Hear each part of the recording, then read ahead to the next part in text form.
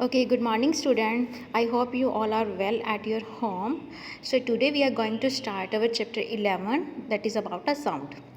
Okay, so in this chapter we will discuss about what is sound, how it is to be produced, what are the characteristics of the sound, how many types of the sound, and how sound will cause the noise pollution. Okay, so let us start with the sound. So what is a sound? So sound is a something that produces sensation of hearing in our ear, that is to be called as sound. Okay, so in everyday life we hear a different types of the sound, because in our surrounding we have two types of the object, living and the non-living. Okay, so the sound is produced by both types of the objects. Okay, so in the living we have the noise of or the sound of chirping of birds, barking of dog.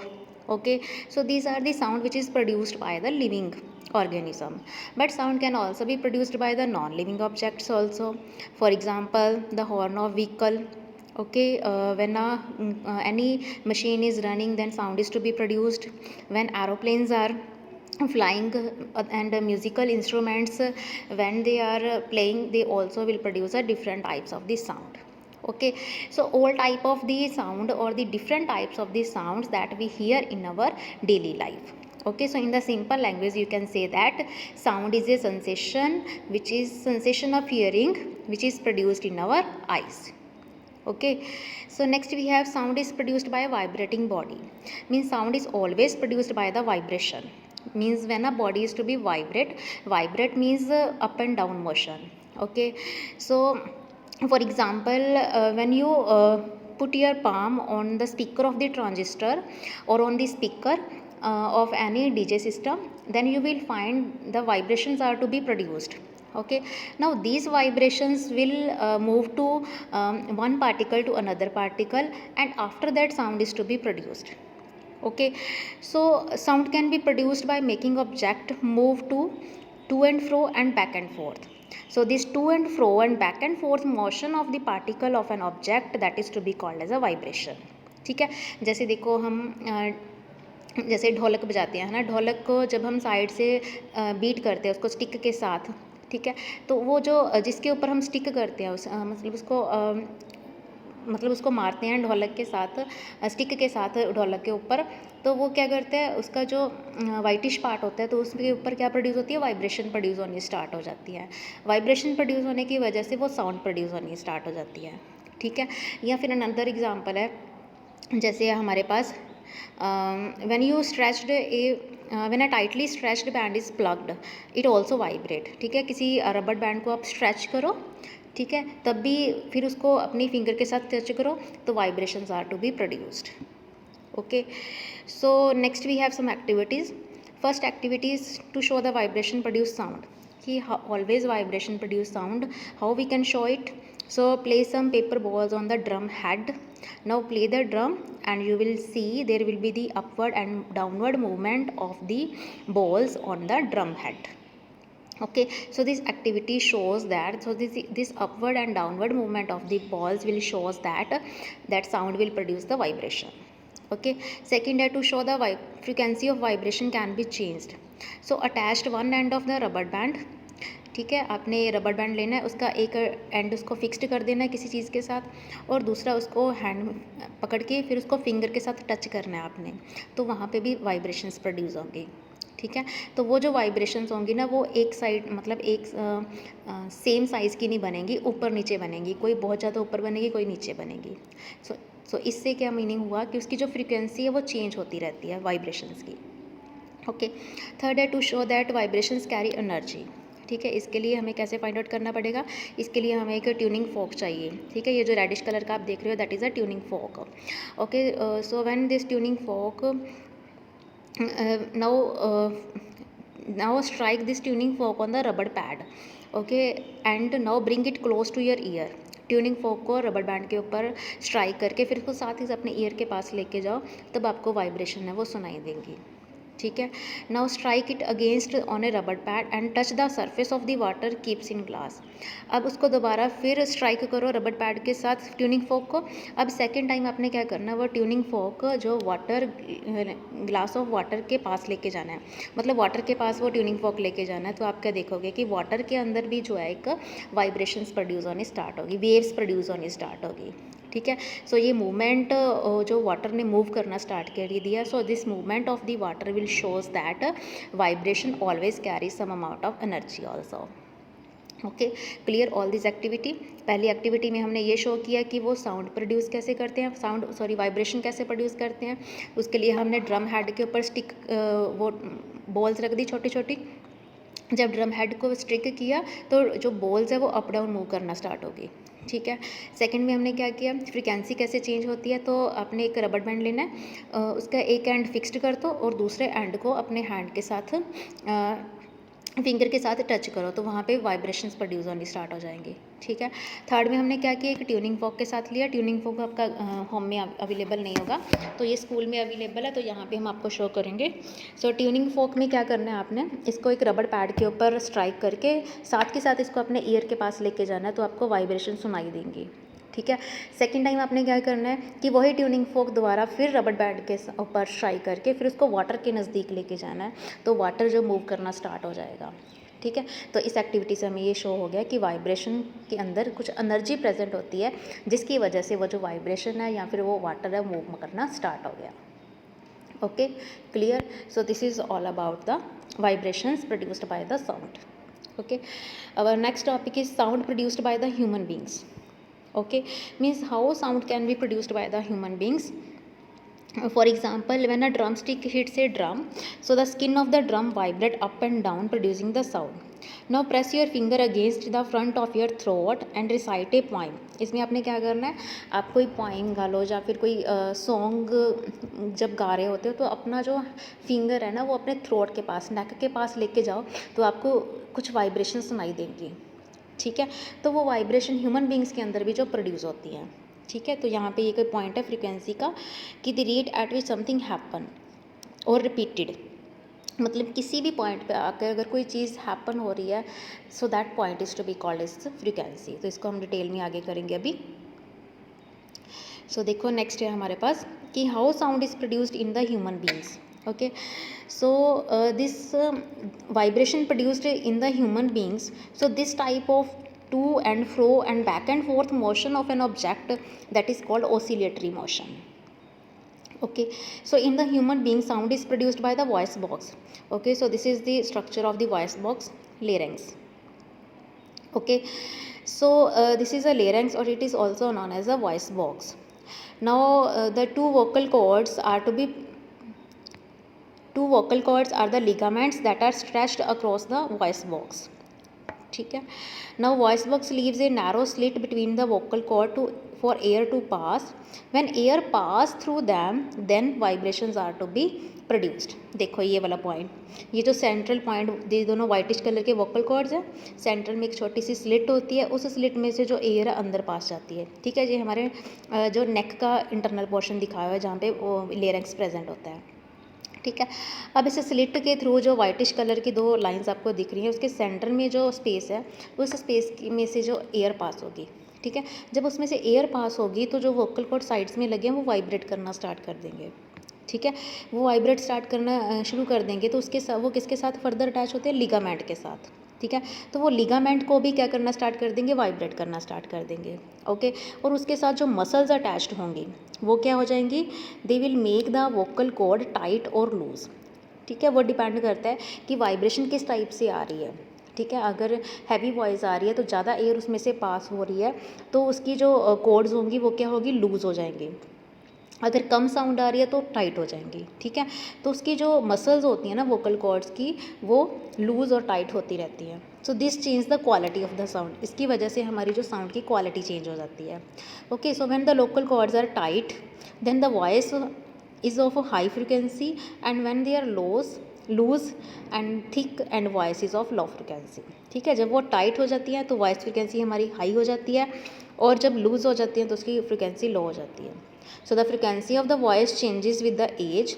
So in the children and women the frequency of voice is higher than in the man.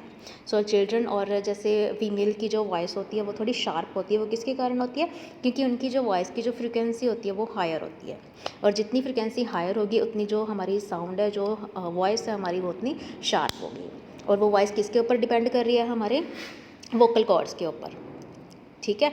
सो ये vocal cords हैं जो हमारी body के अंदर है, जो sound और voice produce करते हैं, जिसकी वजह से हम बोल पाते हैं। समझ आ गया ये पॉइंट। क्या होता है लेरेंक्स? लेरेंक्स क्या है?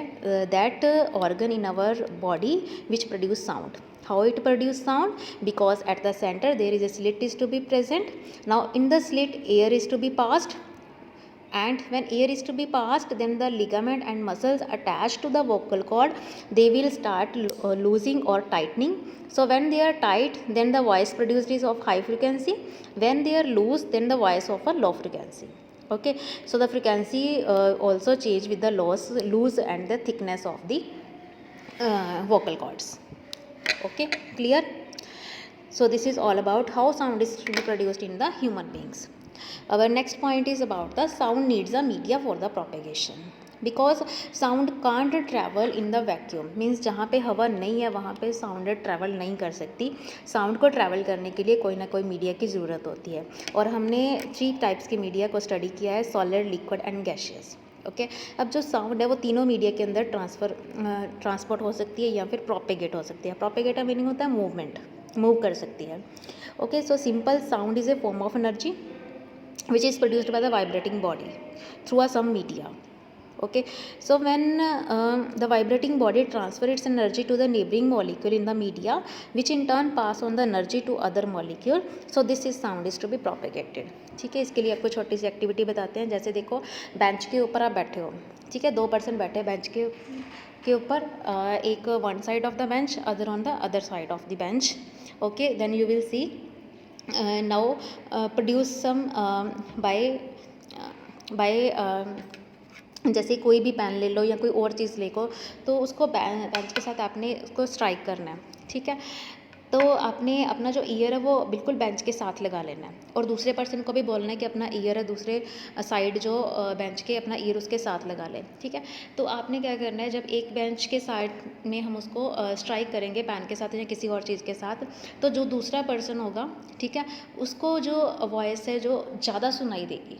ठीक है, क्योंकि वहाँ पे जो वॉइस है ना, क्योंकि बेंच के सॉलिड मीडिया है, अब सॉलिड मीडिया से जो वॉइस है वो प्रोपेगेट होके धीरे धीरे एक एंड से दूसरे एंड तक पहुँच रही है। ठीक है, सो दूसरे एंड पे जो पर्सन बैठा था उसने अपना जो ईयर बेंच के साथ लगाया हुआ था ना, तो वहाँ पे उसको वो वाली जो वॉइस है जो ज़्यादा सुनाई देगी।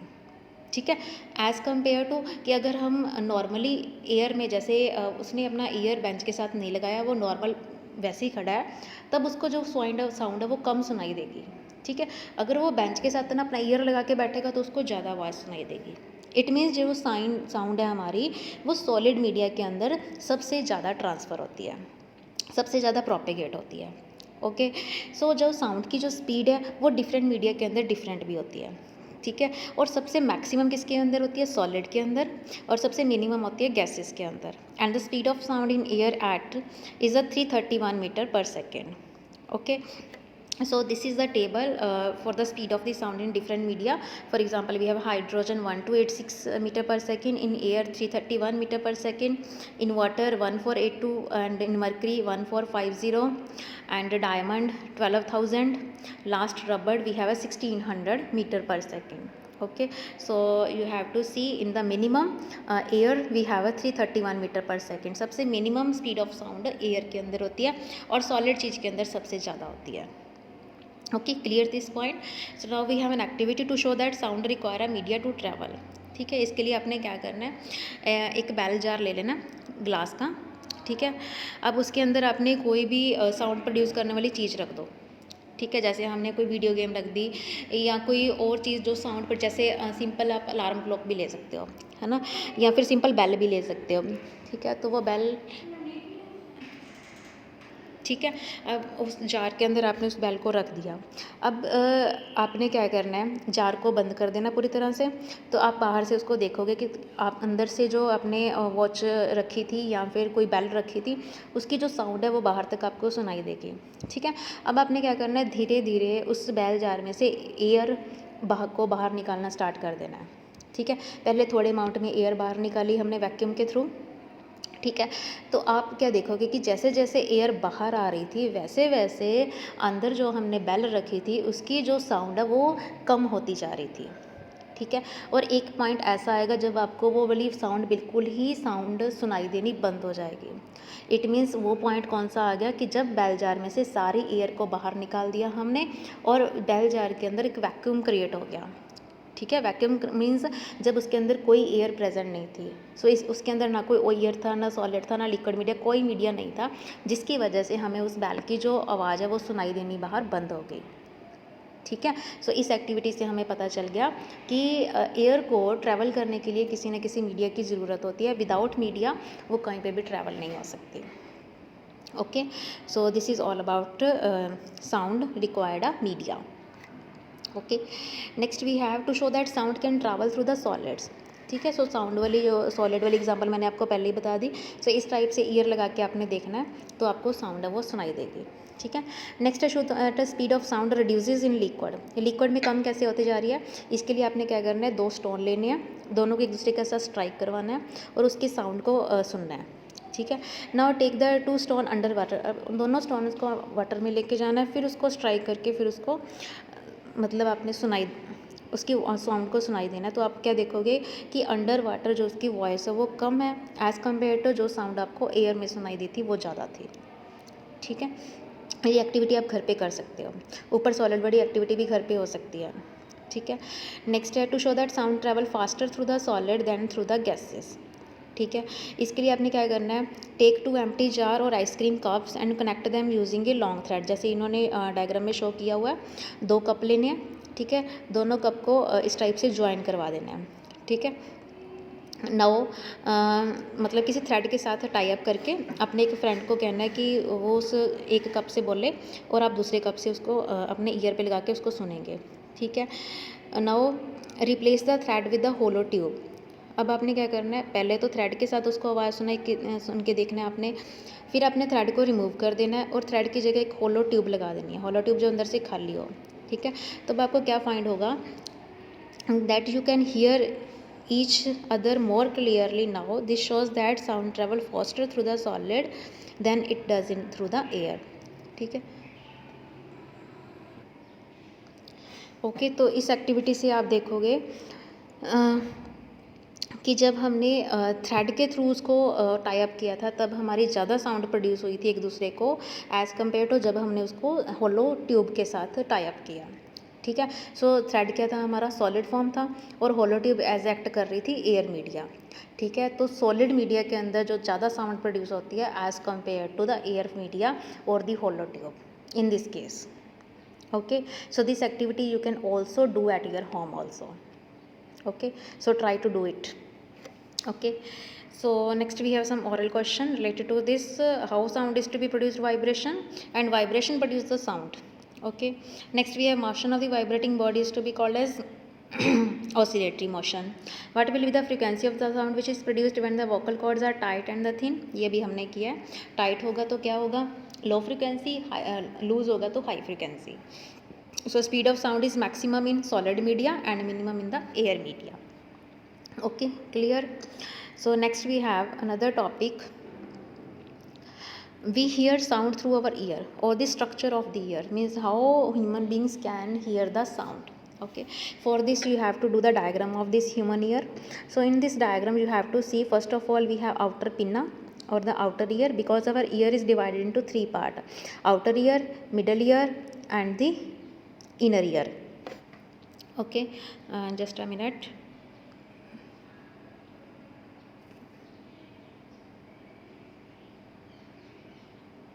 Yes, so this is the outer ear, middle ear and this is inner ear.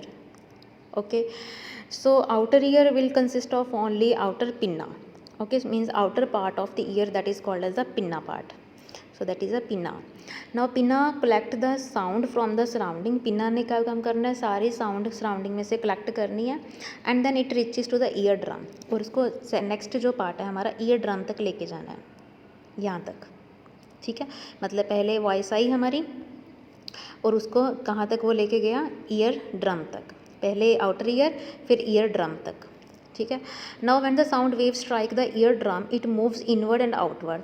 जब साउंड इसके ऊपर आके स्ट्राइक करेगी, ईयर ड्रम जिसको हम कान का पर्दा बोल देते हैं, वहाँ पे जाके जब साउंड स्ट्राइक करती है, ठीक है, तो वो जो ईयर ड्रम है हमारा वो मूव करना स्टार्ट करता है inward and the outward. Inward and outward movement. जब वो इनवर्ड और आउटवर्ड मूव करेगा तब क्या प्रोड्यूस होगी, vibration. Okay. Now the vibrations are then picked up by special type of this cells in the inner ear. फिर वो क्या प्रोड्यूस करेगी, वाइब्रेशन. वो वाइब्रेशन को कौन पिक करेगा, हमारे इनर ईयर के अंदर जो डिफरेंट टाइप्स के सेल प्रेजेंट होते हैं. Okay. So from the inner ear the vibrations are send to the brain in the form of a signal. अब यहाँ तक जब वो हमारी वॉइस आई, सो इनर ईयर आगे हमारा कनेक्ट होता है कोक्लिया के साथ. ठीक है. सो कोक्लिया का फंक्शन क्या होता है कि वहाँ से जो साउंड आई है वो धीरे धीरे वाइब्रेट करती करती इस पॉइंट तक पहुँच गई और आगे जी अटैच है ऑडिटरी नर्व्स के पास. ये ऑडिटरी नर्व्स के आगे क्या होता है, हमारा ब्रेन. ठीक है. सो ये ब्रेन तक मैसेज है, जो साउंड हमने सराउंडिंग से कलेक्ट की थी वो ब्रेन तक इस टाइप से पहुंचती है by the vibration from one point to the another point और from the one part of the ear to the another part of the ear. ठीक है. इस ईयर के भी आगे इंटरनल स्ट्रक्चर होती है, जैसे मिडल ईयर है, मिडल ईयर के आगे 3 पार्ट होते हैं. ठीक है. इनवर्स, स्टेपस ते मीनस. ठीक है. तो वो आपने नहीं करने क्योंकि आपके सिलेबस में नहीं है, तो आपको जस्ट सिर्फ वाइब्रेशन कैसे प्रोड्यूस हो रही है इतना बताना है. From outer ear to ear drum to middle ear to inner ear to attach to auditory nerves attach to the brain and after that message is reach to the brain and we hear the sound. Okay, so this is all about how we hear the sound from the outer media. Okay, clear? So next we have characteristics of the oscillation. Okay, so there is one more point before starting the characteristics. Do you know when you shout you can hear the echo of your voice. Means जब आप hilly areas के अंदर जाते हो तो आपको अपनी sound दोबारा फिर सुनाई देती है. ठीक है. तो उसको हम क्या बोलते हैं, echo point. Means repetition of the sound after reflection to the solid media, that is called echo. Means अपनी आवाज़ दोबारा सुनाई देनी जब हिली एरियाज़ के अंदर भी जाते हो या फिर अगर रूम के अंदर कोई भी सामान नहीं पड़ा है, खाली रूम है, तब भी आप जब बोलते हो तो आपकी आवाज़ आपको गूंजती है ना. तो वो गूंजने की आवाज़ को हम क्या बोलते हैं, इको पॉइंट. और वो इको पॉइंट किसके कारण होता है, रिफ्लेक्शन ऑफ द साउंड के कारण, क्योंकि जो साउंड है वो वॉल्स के साथ स्ट्राइक करके दोबारा हम तक पहुँचती है. ठीक है. लेकिन जब कोई सामान पड़ा होता है फिर क्यों नहीं गूंजती, क्योंकि वो जो सामान पड़ा है वो क्या कर रहा है, हमारी सारी साउंड को एब्जॉर्ब कर रहा है. वो रिफ्लेक्ट नहीं कर रहा है, वो एब्जॉर्ब कर रहा है, जिसकी वजह से जब सामान पड़ा होता है रूम के अंदर तब हमें आवाज़ सुनाई नहीं देती, जब खाली होता है रूम तब हमें सुनाई देती है. ठीक है.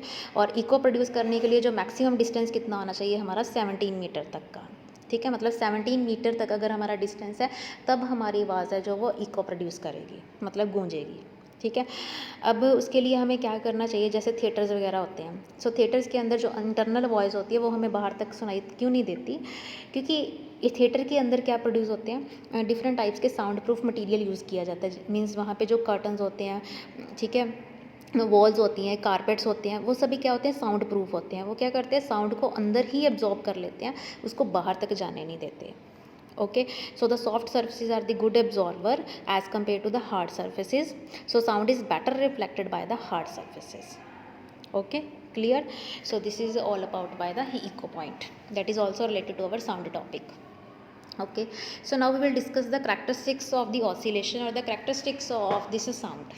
Okay, so first we have oscillation. क्या होती है, देखो, the movement of object between one position to another, that is called oscillation. Okay, movement of object between one position and another position, that is called oscillation. Now oscillations are of 3 types or they have 3 characteristics: frequency, amplitude and the time period. First we have frequency.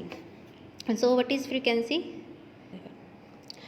So frequency is a number of vibration produced by a body in 1 second. मतलब 1 second के अंदर जितनी vibration produce होती हैं वो क्या है, उसकी फ्रिक्वेंसी. ठीक है. So it's SI unit of frequency is hertz. It is represented by the symbol HZ. So if a body makes 100 oscillation in 1 second, so its frequency is 100 hertz. मतलब 1 second के अंदर वो 100 वाइब्रेशन प्रोड्यूस कर रही है, तो उसकी जो फ्रिक्वेंसी है वो कितनी हो जाएगी, 100 हर्ट्स. नेक्स्ट भी है एम्पलीट्यूड. एम्पलीट्यूड क्या होता है कि जब कोई वेव प्रोड्यूस होती है तो उसका मैक्सिमम डिस्प्लेसमेंट, या फिर जब कोई जैसे वेव कोई प्रोड्यूस हो रही है, जैसे हमारे पास